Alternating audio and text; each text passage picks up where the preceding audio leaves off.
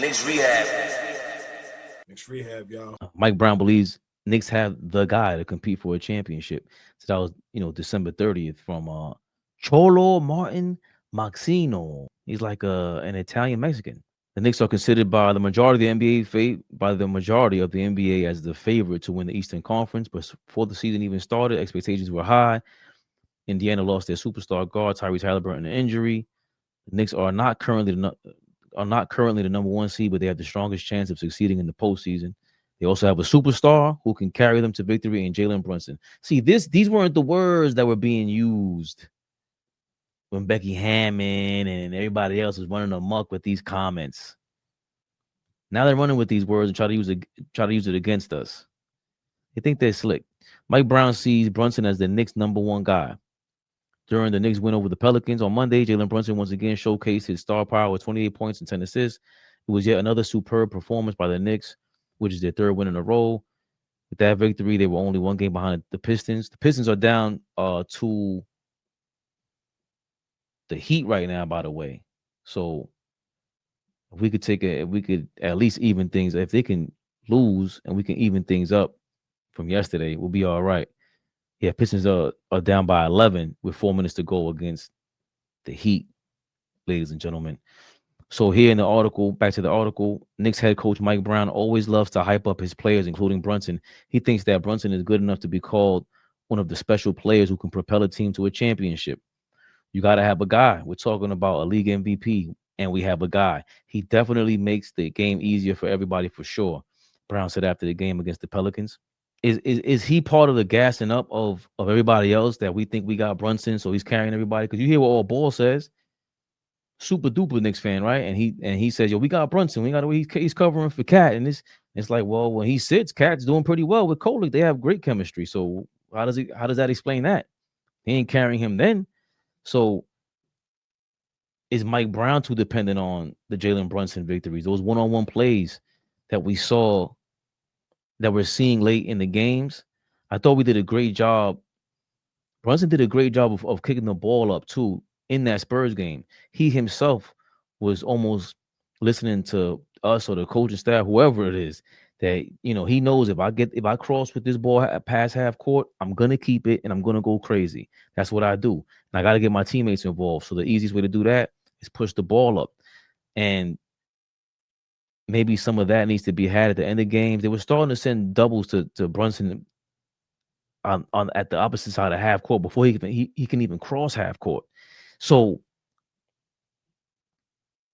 is it an over-reliance on Jalen Brunson to think that if he's an MVP candidate and we're gonna believe that, are we saying like, yo, we got the MVP, all right, now we're gonna just rely all on him?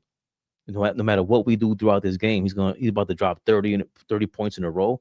Is that how things are gonna go? I hope not. And I hope Cat isn't playing like that. Cat should have been more dominant again in this game. Way more dominant of a presence. I think we passed the ball around well enough.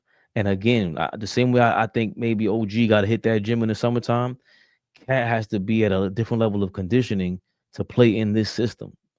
To participate in this system, to get that ball around and get the ball where he needs to get the ball at. He's always, he prefers to front face the basket. He's a great post-up player, but catching the ball at them angles is important. There's also another article I read in The Athletic that Brunson was breaking down different plays with I forgot the article, the writer's name, something Edwards, I think John Edwards or whatever. And he broke down how Jalen Brunson was breaking down how he said, I work with angles. And of course, basketball is a lot of math to it. He has to be at certain angles to create the one-on-one matchups and to create the favorable matchup for himself to perform that magical footwork that Brunson got. He knows as soon as he sees this opening or the defense shifts a certain way, if you close this off, I'm gonna spin over my left shoulder. I'm gonna take this step back, or I'll pump fake, lean in, take the step in. He practices this, and you can tell. But what is the rest of the team doing to have Karl-Anthony Towns fit that? Because he's not a guard at the end of the day. He's not a perimeter player. Like, even when you compare him to the other MVP candidates, Joker has the ball in his hand, and Embiid has the ball in his hand. Giannis has the ball in his hand. Like, Karl-Anthony Towns isn't really someone who's bringing the ball up and can dictate, engineer the offense like that. He has to get the ball to start engineering the offense. Then he has to he has to really play in a soccer environment to pass that ball and then move to a different spot that's favorable. Karl-Anthony Towns has to be so much more alert on both ends of the floor. I don't know if he has to drink coffee, take some of them drogas out there. I don't know what he has to do, but he has to be so much more aware of getting that ball in a spot. If he gets it to the corner, set a pick to switch the matchup, get to the spot on the court, the low block. The elbow for me is where he's the most dangerous.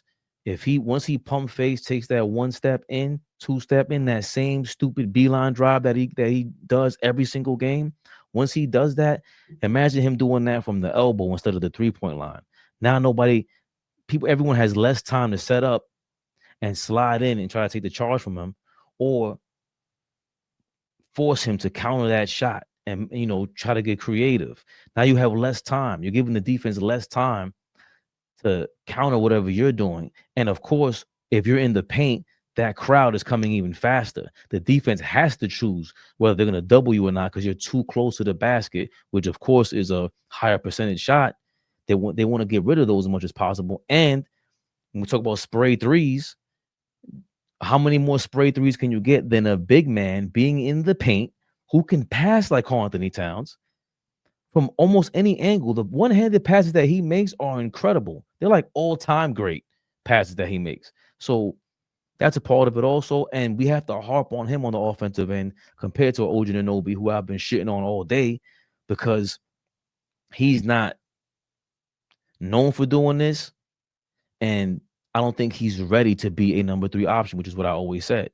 I know my man's game. He's going to put the ball down. He's starting to get the rip through move, but Karl-Anthony Towns already has this skill set. That's the difficult part about, watching him play and not getting to his spots and not looking for the favorable positioning. That's what he should be doing. So I don't know if it's just conversation.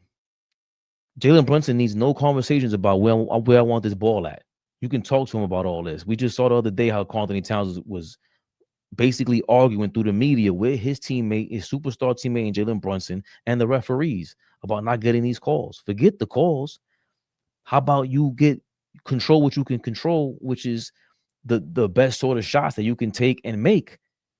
And forget the shots, the best sort of plays that you can make. You know how many he could get 3-4 more assists a game.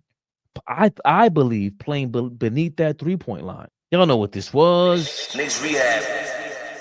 Knicks Rehab, y'all. All ball TV. They scared, but I'm not. They don't like comentario. Y suscribe.